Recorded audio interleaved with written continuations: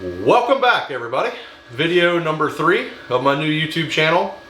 This is going to be a pretty basic tutorial. What I'm going to do in this video is make my logo out of walnut. I'm going to do a basic VCarve and I am going to epoxy fill it in video 2. I'm leaving for Jamaica in the morning. I want to get this video posted on how I laid this out in Vectric and go through the carve on this, the tool changes and whatnot, so you guys can see it. I touch on the node editing a little bit in this video, and also how to trace bitmap files, image files. How you can take the image file and make it into vectors, so what you have to do in order to carve it. So I'm going to jump onto the computer and get onto the programming portion of this, the CAD portion, and go from there. I mentioned we are going to Jamaica, so this is going to be a 2-part video. If you're into fishing or catch and cook type videos, my wife and I have another channel where we film our fishing trips and cooking videos from Florida. That's where we live. We live Central Florida. The YouTube channel is Livin' Naughty, L-I-V-I-N-N-A-U-T-I. So if you like fishing, check out that channel. And if you would please, this is my new channel, please like, subscribe, shoot me a comment, say hello. If you have any questions on what I've done, if you have any improvements on what I could do better, let me know. That's the way this channel is going to grow. I enjoy doing the YouTube videos, so, and I can only do it if I get support. So click the subscribe button, hit the like button, leave me a comment. That's all it takes, and YouTube algorithm will show the video to more people in the search and stuff like that. So anyway, I appreciate it. I got my walnut clamped up here, and I'm going to jump on the computer. We're going to go through how I set everything up in Vectric, and we'll get to carving. Thanks for watching.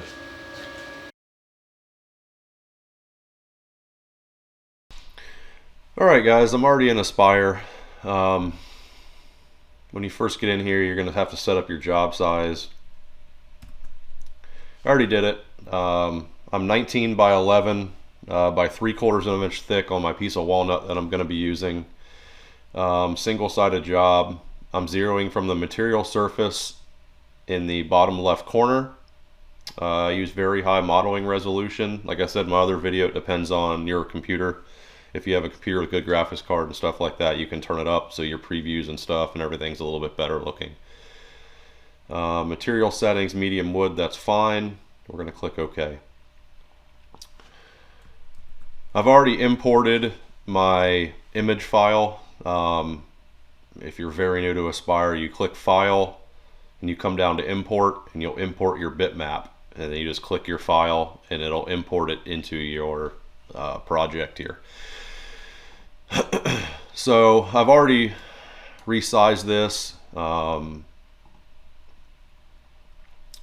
Click right here on the set size button. Once your when your image is highlighted, you can drag it to whatever size you want it to be. So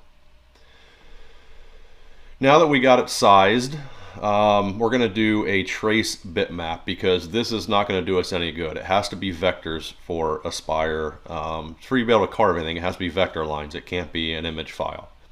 So we're going to click it to highlight it. We're going to come right over here. It looks like a little bird. It's called Trace Bitmap. We're going to click on that. And it brings us up here to our Trace Bitmap tool menu here. It's a black and white file, so obviously you're going to click black and white. I want to turn my corner down just a little bit. I'll put it down to, we'll see what 60% looks like on the corner fit. So depending on your image that you're tracing, like this one for instance, when you zoom up real close, because it was a smaller clip art file that I used on Canva. Canva is a website that I subscribe to, and I make all my YouTube thumbnails with it. You can do a ton on Canva. It's kind of it's pretty easy to figure out too, which is nice. So where was I? So if you have clip art that is like very like grainy, when you zoom in, you can see like how choppy this sea is. and these letters because I blew it up. You want to set your corner fits just a little bit more on, probably on the more towards the looser side than the tighter side. That way when you trace it, let me zoom up here so you guys can see. That way you see how zigzagged this this file is after blowing it up. You don't want your trace to come in here and make all these little tiny lines. You want it to stay out here and stay looser around these corners, around these curves rather, sorry. So I'll stay zoomed up on that. That way you can kind of see what it does. Noise filter 1, my threshold's at 0.3. Let's preview that and see how that looks. And that looks pretty good. You can see here it's kind of more rounding my corners than it is making them straight, which for this file I really don't care. We can turn this up a little bit. Let's turn this up to 80 and see what it does. There, that's a little better. You see how it made a nice point there on these corners by turning that up. And it's still following a pretty good curve right there, so that one's a little rounded there. You can also, there's going to be some areas probably where I need to go through and do some node editing on this. Overall, it doesn't look too bad on those.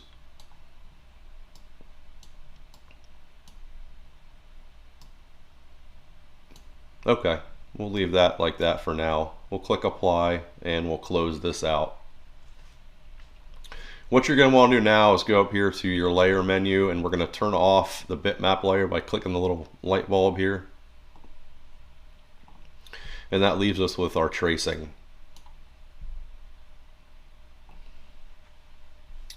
I am going to make this just a little bit bigger. I'm going to drag and select everything. Then I'm going to go back over here to my select object size, and it's going to distort it just a little bit, but it's going to be such a small amount it's not going to matter. I don't like wasting walnut, so I'm going to make this closer to the size that it needs to be. Close that out. I am getting rid of the 16th and the 1/8 inch thing for my logo. I don't like that in there. So we're going to select and delete those. We're going to zoom up here and see how this looks.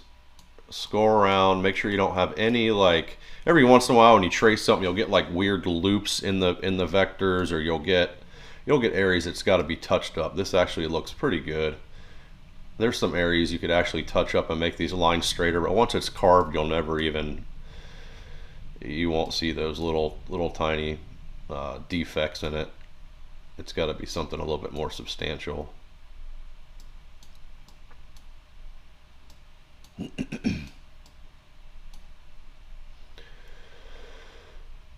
Looks pretty good. One thing that you want to get in the habit of doing, I generally make, let me show you what I'm doing here. One thing that I always do whenever you do bitmap tracing is you're going to want to click on these curved, anything that's curved. I normally select it. You go around and just select all of your I'm not going to do the inch. I'm not going to do the inch yet. I'll do the 0. Anything that has curves to it, you want to click on it, and then what you're going to do is you're going to come over here to this side underneath your edit objects, and you're going to see curve fit. The third row down, third one over is curve fit. And the reason that I'm going to do this, let me go back to my main screen here and click on N for node editing.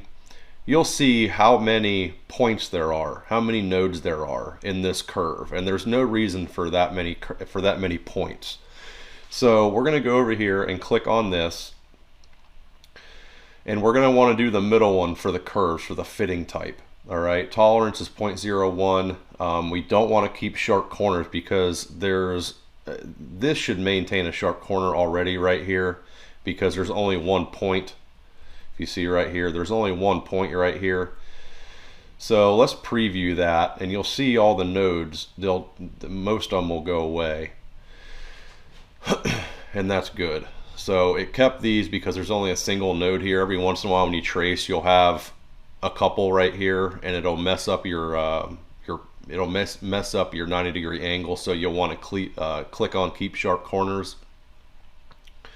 This will just make your tool pass more smooth when you're cutting this out, to have way fewer nodes in there. So we're going to click OK on that. That looks good. And we're going to do the same thing for these, but I'm going to do these separate. I'm going to select the inch word. I'm going to select the F's down here. And I'm going to select the 1. And the same thing again. We're going to go back to curve fit, but we're going to keep sharp corners on this one. Let me zoom up here. These actually aren't, these really don't probably need it. There's not that many. We'll preview it and see what it does anyway. Yeah, I don't know if I like that. We might just leave those alone. Yeah, we'll just leave that. Let me zoom out and see what it did on the F's here, how these look. Yeah, those are fine. All right, scratch that. We're not going to do that on those. This is going to be good enough for the tracing. The next thing we're going to do is offset our vector here, because I want to do a profile cut on this, but I don't want my design to be perfectly square. So I want to do a profile cut that comes around this and then comes down and around. So the way I'm going to do that is an offset. I'm going to click on this outside vector line to highlight it. I'm going to come down here to the very bottom where it says offset and layout. It's the very first one you'll see here. I'm going to click this. So I want to offset it outwards, which is the top option here, and I want to offset it at let's do an 1/8 inch. Let's do 0.125 here. Oops, too many decimals. Create sharp corners. Let's offset that and see how that looks. Looks good. You can see it just offset that by 1/8 of an inch. And close that. What we're going to do is go into node editing. So what I want to do is have my line here. Let me zoom in. So my line here, I want it to come straight across, down, and back to here again, basically deleting this inside line here that comes up along the T-square. So what I'm going to do is hit N for node editing. Oops, what's going on here? There it is. Oh, that's another thing I forgot to do.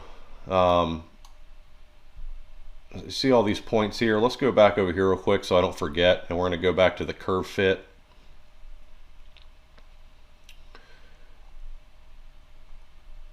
And we're going to do the curve option here. Keep sharp corners, preview. There we go. So we got rid of a lot of those nodes by doing that. Hit OK.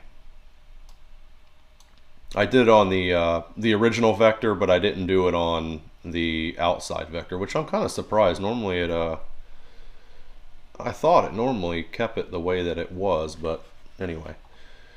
So check that, make sure you do it. It'll make the cut more smooth and everything. So back to what I was saying. Node editing, we're already in node editing mode. What I'm going to do is come up here to this corner, this rounded corner here, on this blue point. I'm going to right click on it and I'm going to cut the vector right there. So it puts a little tiny cut in these lines. You can't really see it. Even if you zoom up, I don't think you can see it because it's so small. So I cut the vector here. I'm going to do the same thing down here. I'm going to go down to the bottom of the square. Let's see where I want to cut it. We'll cut it here. I just wasn't zoomed in far enough. We'll cut it there. So we have our two areas that are cut now. And what we're going to do is take our scissor tool over here to trim the vector. We're going to zoom in. I'm going to cut this. So it left my right where I cut it was here, and then I just trimmed it. That's all I did. Very easy stuff. So what we're going to do is grab over here and pull one of our rulers over, click and hold, drag it over. I'm going to put it just out past this a little bit.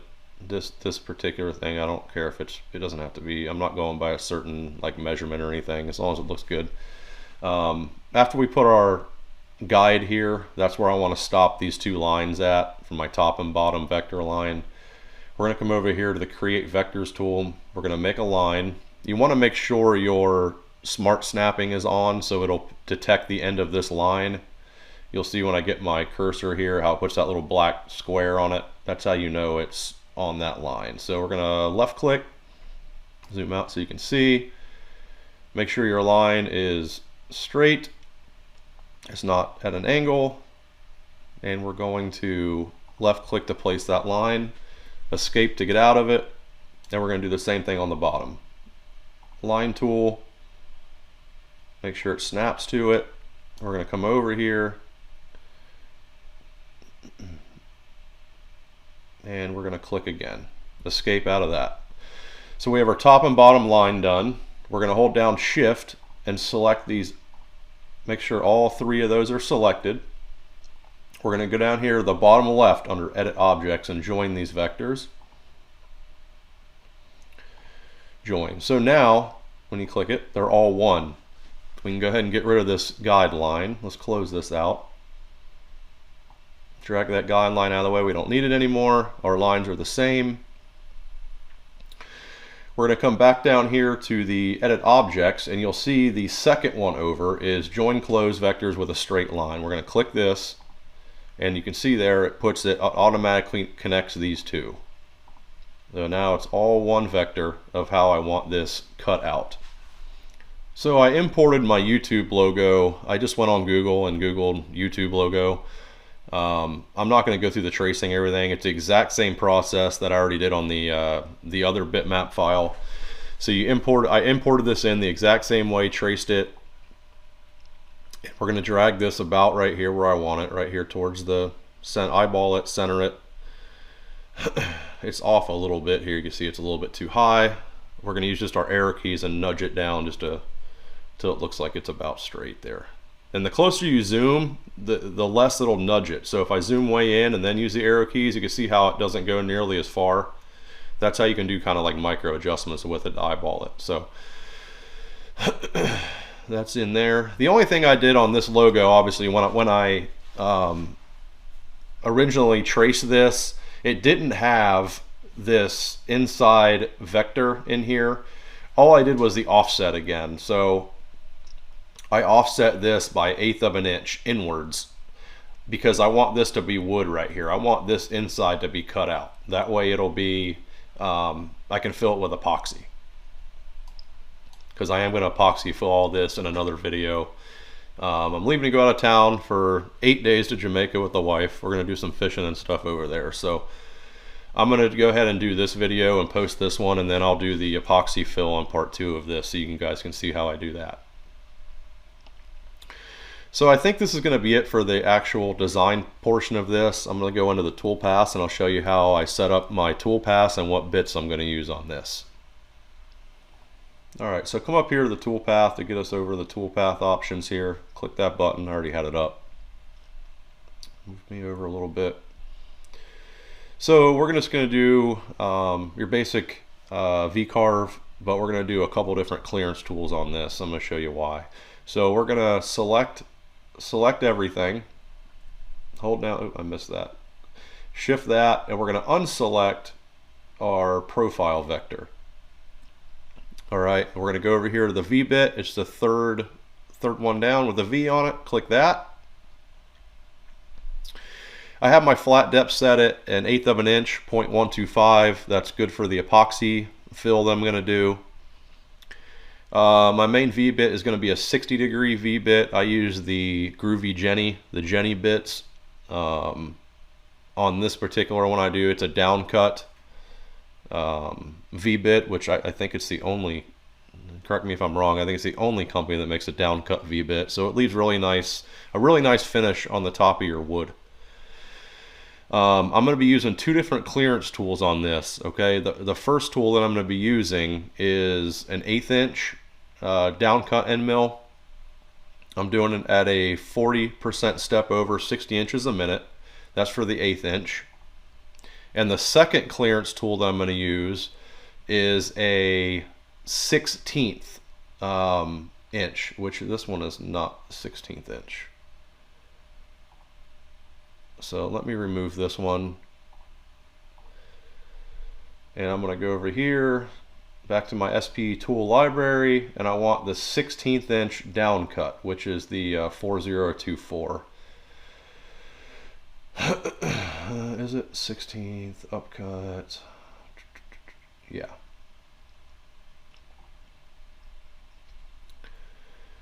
That's a 10% step over. We can up this a little bit. We'll do 21. That's fine.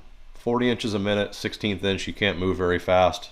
Well, it's not taking off very much wood, so this will be fine. Apply that and then select. I'm going to do a conventional cut. I'm going to ramp them by 1/4 of an inch. And that should be good. Let's calculate that and see what it looks like.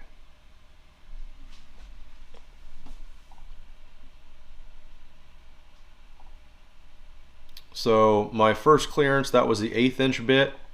We'll play that. Speed that up a little bit. Okay. So the reason I'm doing the 16th is it'll get in here where the 1/8 inch bit can't, and clean up this bottom just a little bit better for me. I'll slow it down so you can see.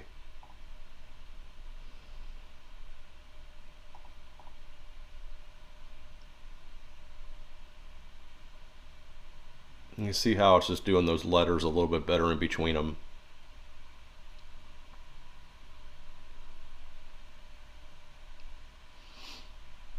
For a little bit extra time it takes, it gives you a better finish. In reality, I probably don't really need to do it just because it's going to be an epoxy fill, but I like it looking as good as it can to start with. So we'll move to the VCarve, which is our last one. We'll hit play on that. You see how nice that looks.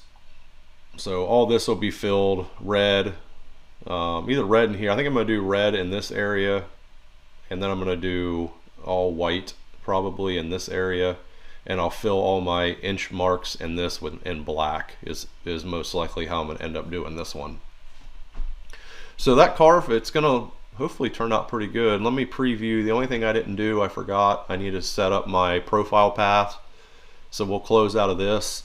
We'll click our outside vector, and we're going to do a profile toolpath on that, which is the very first one. My material is 3/4, so I'll leave it at 0.8 for my cut depth. 1/8 inch end mill is fine. Step over doesn't matter on that. 60 inches a minute, that's fine. We definitely want to ramp this. Ramp it 1/4 inch. Machine vectors, we want it cutting the outside of the line in a conventional cut. We are going to add some tabs to this. So click on tabs. I already have my length and my thickness already set. My tabs are going to be, that's a little bit long, but I'll leave them that way. I don't have to put as many. Edit tabs, and all you want to do is wherever you want them, you just click on your highlighted vector line here. You see it put the little T there. That means there's going to be a tab.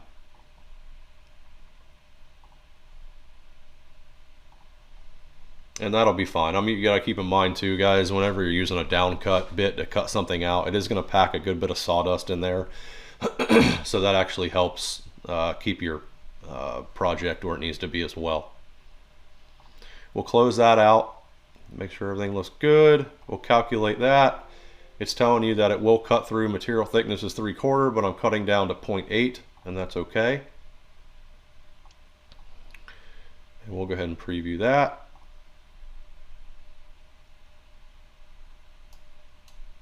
You see it left my tabs in there. I think that's gonna look pretty good.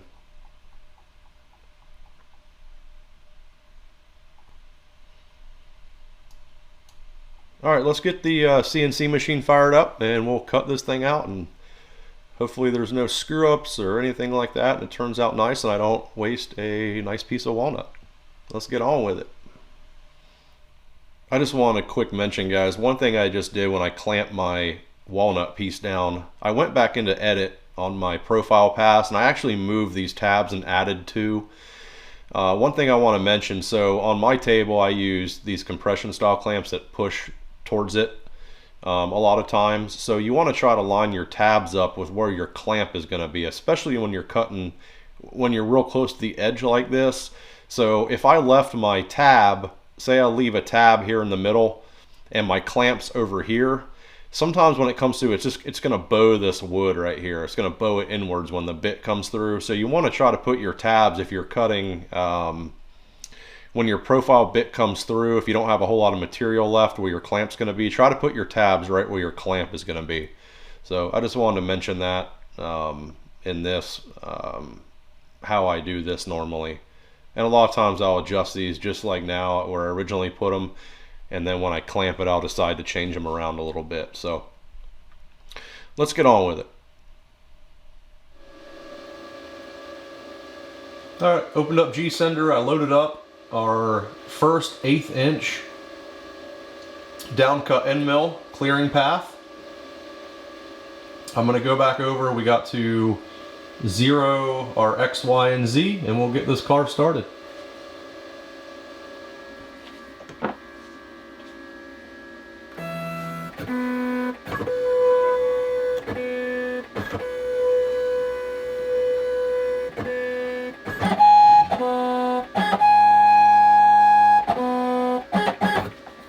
Zero, baby.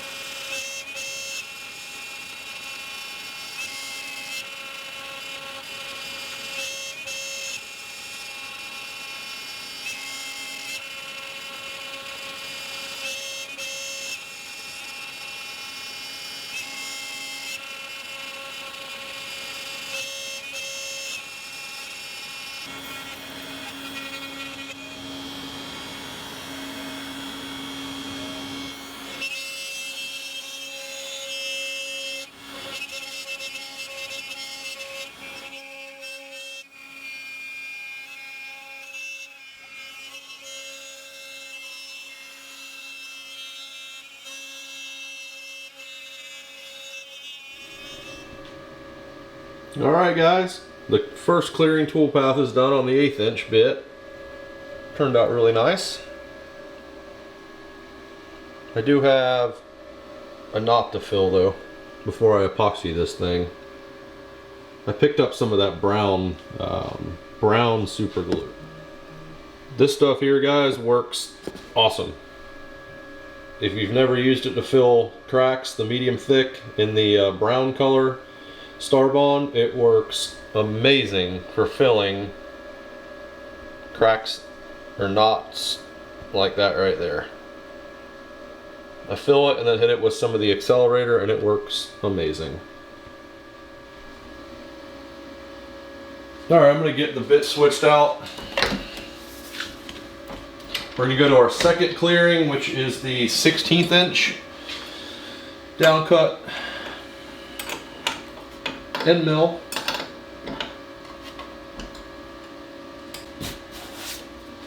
The only thing we got to re-zero now is the Z axis.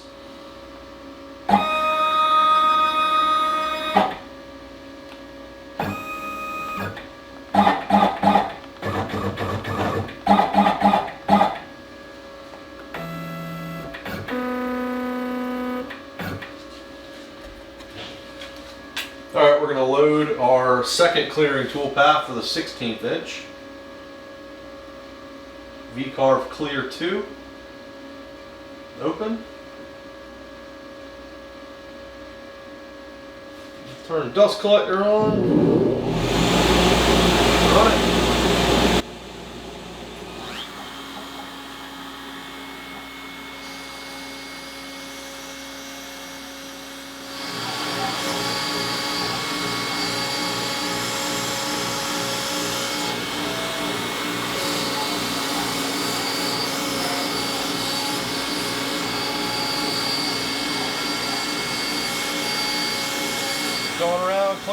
around all these letters.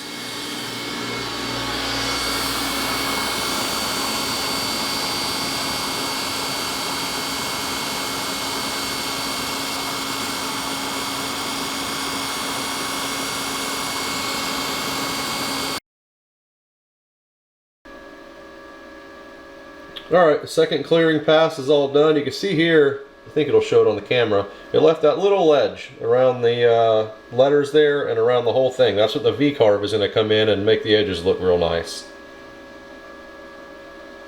You can see, because I used that 16th, it was able to get up in there and clean out more of that material.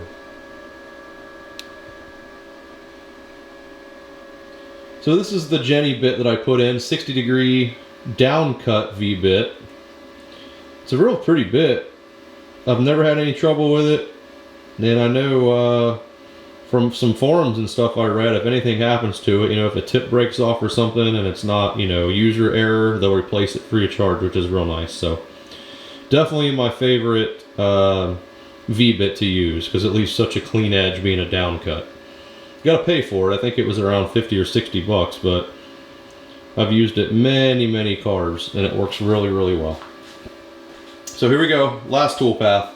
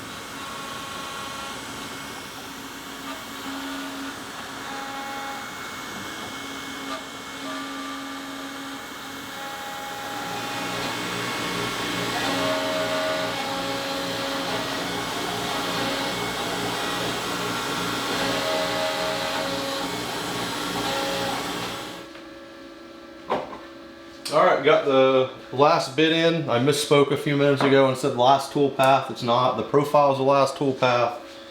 So I put the 1/8 inch bit back in.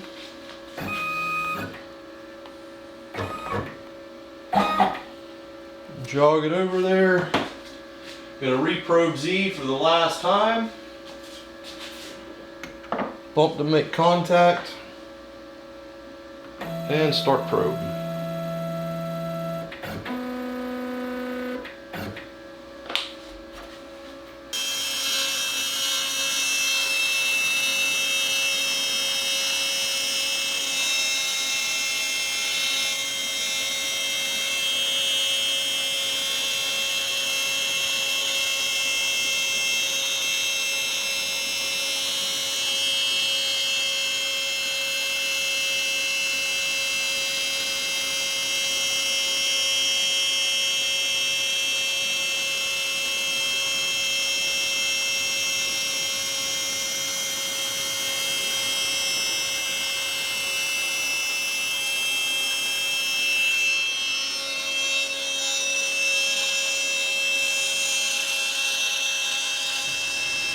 Alright, well that turned out really good.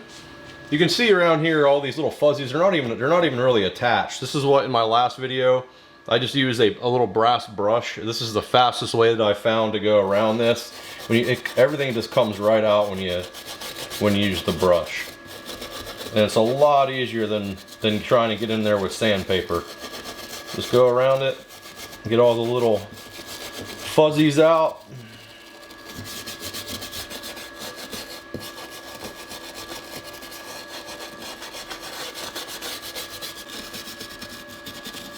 Another thing that I got, I'm going to share with you guys that works really well for areas if you can't get the brush in or super tight areas. I picked these up on Amazon. This is just a set of like jeweler's files, and a lot of these work. They're not very coarse, but they work super well for getting into like these real tight areas that even the brush has a hard time getting into. So I'll go back in my purchase history and I'll find the link for these. There's several different shapes and sizes, but they work incredibly well for getting in some of these tight areas, especially like in these ones that are just VCarves without actually like a wide area. These work really well getting in all these little cracks too, to get all the fuzz out of here. So I'm going to bring this out to the main garage, to my router table. I'm going to get these tabs cut off, and then I'm going to flush trim it, and I'll be back in just a second.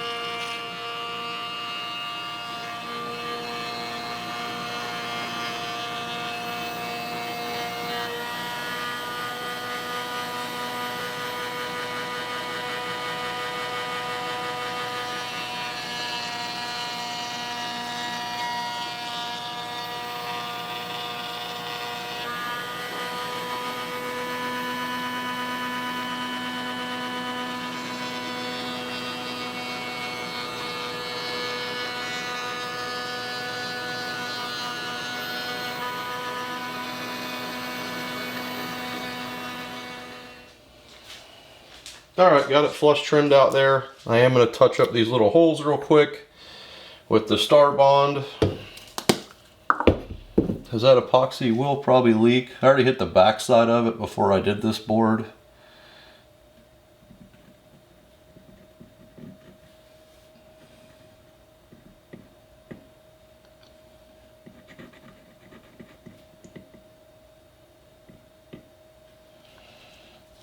Kind of let that soak in there for a minute.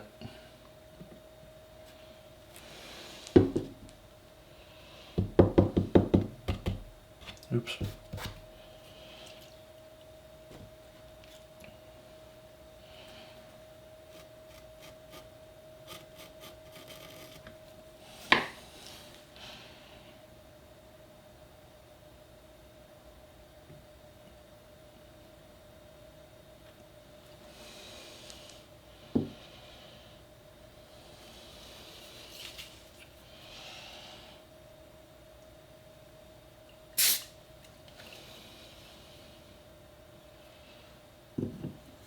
Alright, that sealed that one up. There's a couple more. I already hit this once, but then when I carved it, I can see it a little bit. Get this last little bit out of here.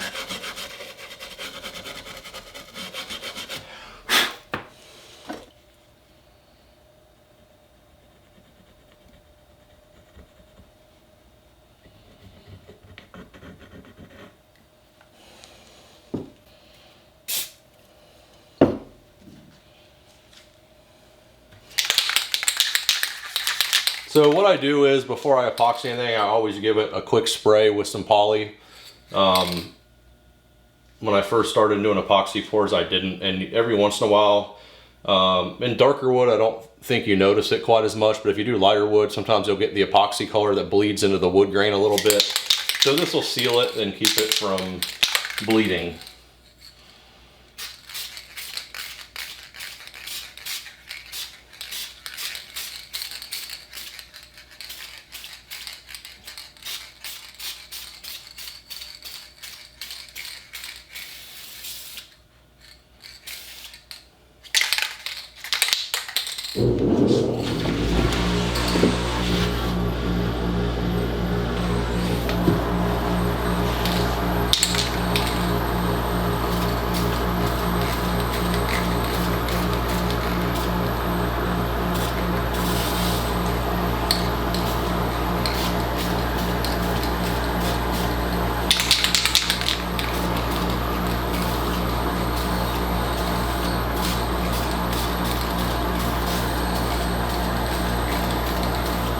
I think it turned out really well, guys. It will, obviously doesn't look that great right now with the super glue patches and stuff I had to do, but in the part 2 of this video, I'll go ahead and do the epoxy pour, and you'll get to see the finished product.